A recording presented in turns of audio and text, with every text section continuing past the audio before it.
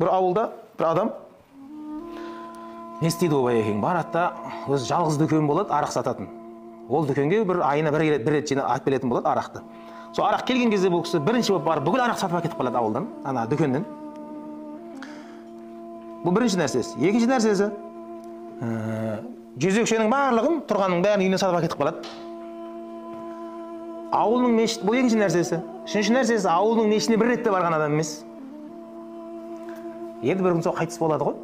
Қайтыс болған кезде ауылдың имамы айтады, бұл ең оңбаған адам негізі дейді. Арақтың бәрін осы алатын, жезөкшенің бәрін осы үйіне әкетіп қалатын, бәрін сатып алды.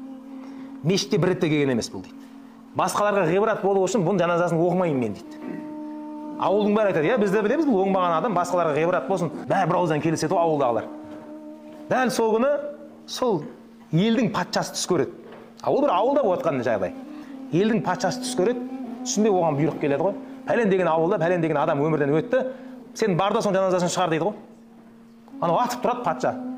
Сұрайды уәзірлерден, осындай ауыл бар ма бізде? Я, бар. Жүндір кеттік дейді.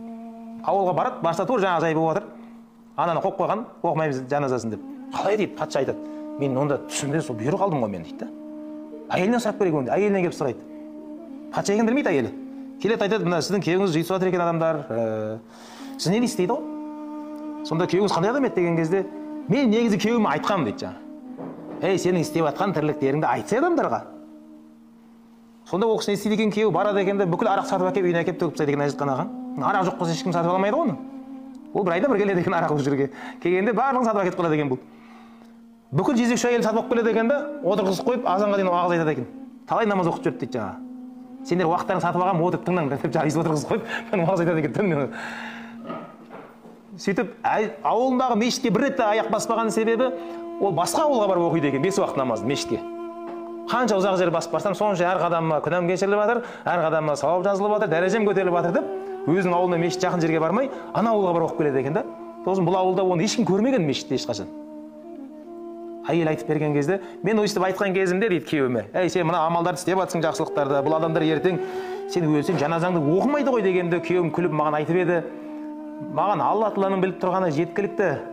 Алла қаласа патша келіп оқиды мен жаназамды деп мысқылдап күлетін еді деп жаңа әйел айтады ғой. Сол кезде ана кісі сол патша мен боламын дейді ғой. Сіздердің патшаларыңыз мен боламын. Міне мен келіп тұрмын, өзім шығарамын оның жаназасын дейді ғой. Көрдіңіз ба? Ол адамдардың білуі керек емес біздің амалдарымызды. Алла Тағала көріп тұрған жеткілікті. Керек болса патша муфти келіп сіздің жаназаңызды шығарып кетеді деп. Жасырын істеп жүре берсеңіз болды ғой амалдарыңызды. Құдай көріп тұр болды. Көкейіне салып қояды. Ол болады ол нәрсе. Пәленше мен өйтіп айтсам десе кетті ғой. Мысалы сіз жариялап жібердіңіз бе бір жақсылығыңызды, 100% күйіп кетпейді ол. 99% күйіп кетеді. 1% қалады сізде. Істедіңіз ғой әйтеуір оны.